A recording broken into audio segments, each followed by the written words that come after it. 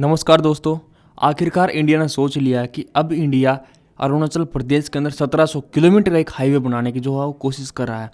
अभी आपने कुछ समय पहले देखा होगा कि अरुणाचल प्रदेश के अंदर चाइना ने अब क्या किया था कि चाइना के तवांग रीजन के अंदर चाइना की जो आर्मी यहाँ पे घुस आई थी, कम से कम 350 या 300 के आसपास थे। उसके बाद इंडिया के अंदर कितने थे? ओनली 20 या 25। उसके बाद इंडिया की सेना ने जो उनकी धुलाई की है और उनको यहाँ से भगाया है।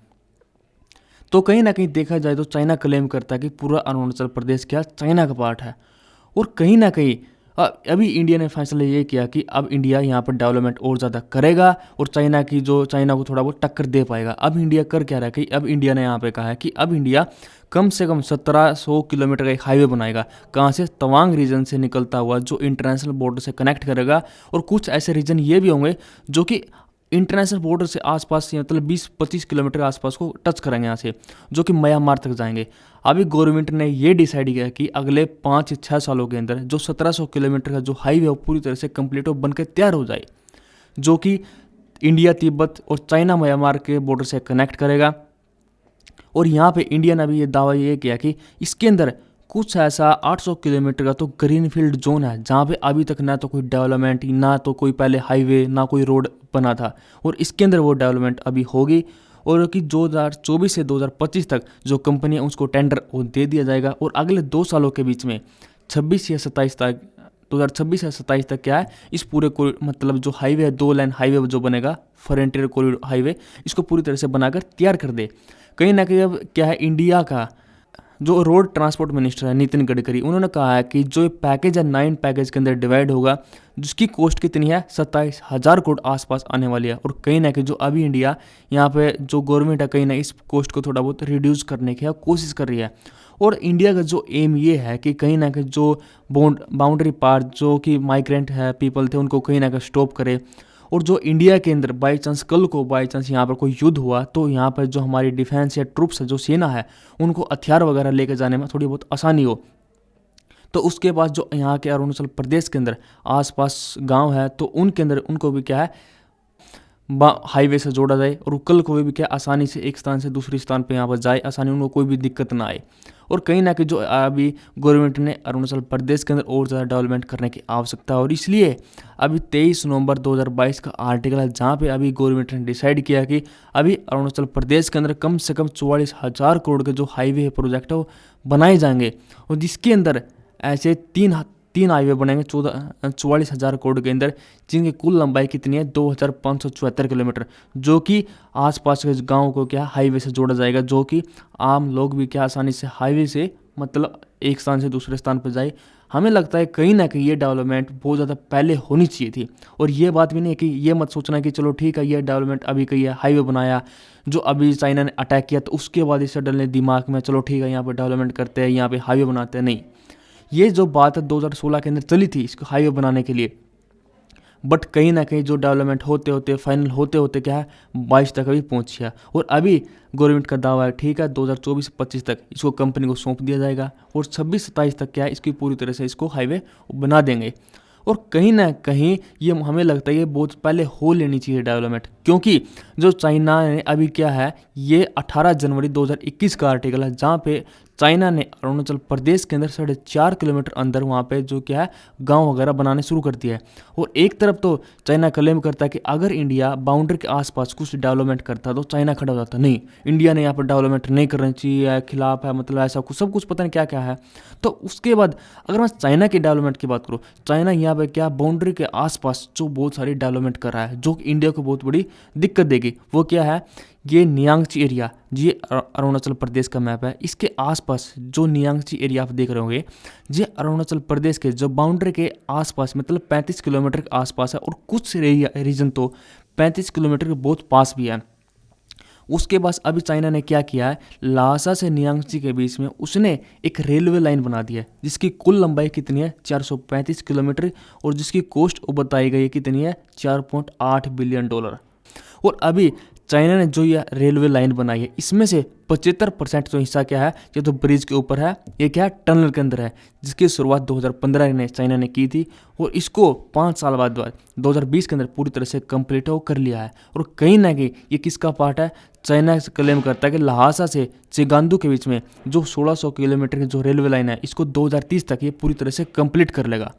और लहासा से नियांगची के आसपास चाइना ने 250 किलोमीटर की हाईवे बनाया। अब ये तो है नहीं यहाँ के इस बाउंड्री के पास से वो सब्जी वगैरह भेजेगा, नहीं, बाई चांस कल को जैसे कि 2017 के अंदर डोकलाम क्लैश हुआ, 2020 के अंदर नाकुला जो क्लैश हुआ, तो उसके बाद अगर बाई चांस आगे आने वाले टाइम पे थोड़ा बहुत हमला हुआ, ये युद्ध हुआ, तो कहीं ना कहीं क्या है, इस रेलवे लाइन के माध्यम से अपनी सेना को हथियार वगैरह, उन्हें ट्रूप्स वगैरह को आसानी से भेज पाएगा।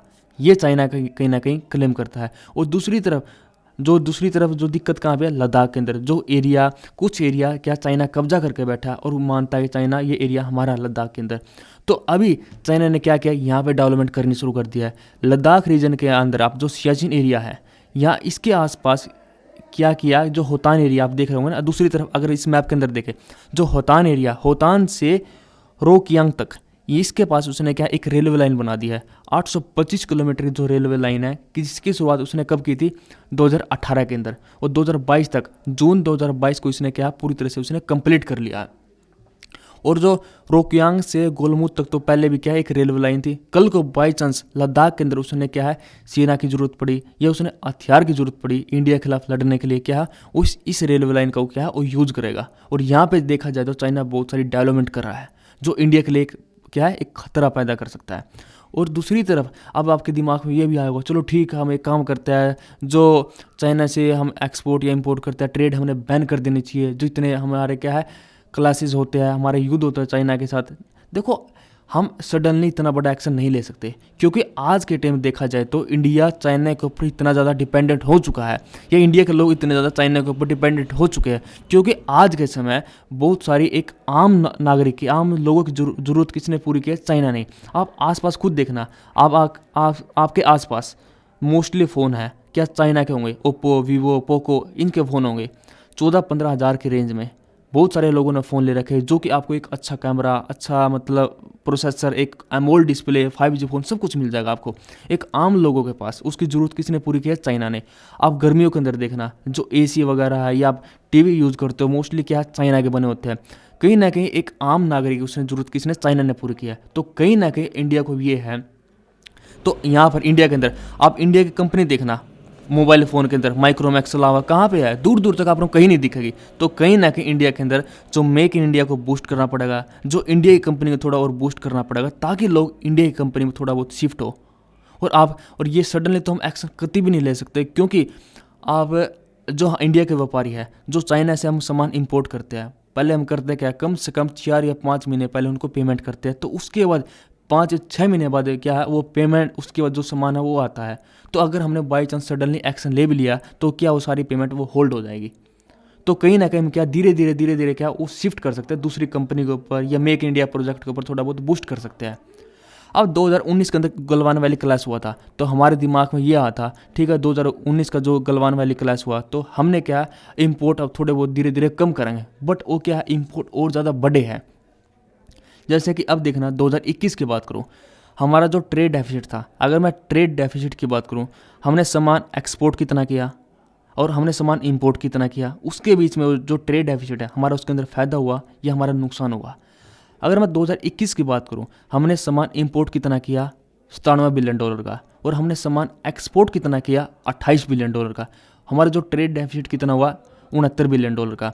अगर हमारा अब 2022 के ऊपर चले, तो हमने क्या है, जो हमारा जनवरी से सितंबर के महीने के बीच में जो हमारा ट्रेड डेफिसिट कितना हुआ, $75 बिलियन, जो कि पूरे 2021 के अंदर कितना था, ओनली $70 बिलियन का। इसके अंदर अक्टूबर, नवंबर, दिसंबर अभी बाकी है। हमारी जो ट्रेड है कितने पहुंच चुके, 200 बिलियन आसपास के पहुंच चुके हैं, और कहीं ना कहीं क्या है और ज़्यादा इंक्रीज होगा ये। यहाँ पे अगर मैं स्टार्टिंग से 2010 की बात करें, हमारा जो इम्पोर्ट और ज़्यादा लगातार इंक्रीज होता गया। हमारे चाहे कितने भी क्लाइसिस हुए, कितने भी फाइट हुए, हमारा एक देखो स्टार्टिंग के अंदर $44 बिलियन के आसपास हम सामान इंपोर्ट करते थे 2010 के अंदर। अब धीरे धीरे 55, 51, 60, 61, 76, 63, $80 बिलियन के आसपास वो पहुंच चुका है। और हमारा एक्सपोर्ट है एक तरह से एक एवरेज रहा है, ना तो बढ़ा ना इतना ज़्यादा घटा। 14 के आसपास $14 बिलियन, 13, 9, 13, 16, 14 आसपास ही, मतलब 14 बिलियन के आसपास ही रहा है। और कहीं ना कहीं इंडिया ने अब यहाँ मेक इन इंडिया को बूस्ट करना पड़ेगा, या दूसरी कंपनी को धीरे धीरे क्या शिफ्ट होना पड़ेगा, ताकि हम कुछ चाइना के ऊपर एक्शन ले पाए। नहीं तो इंडिया को और ज़्यादा नुकसान ही होगा, या और ज़्यादा हम इंपोर्ट करते रहेंगे लगातार।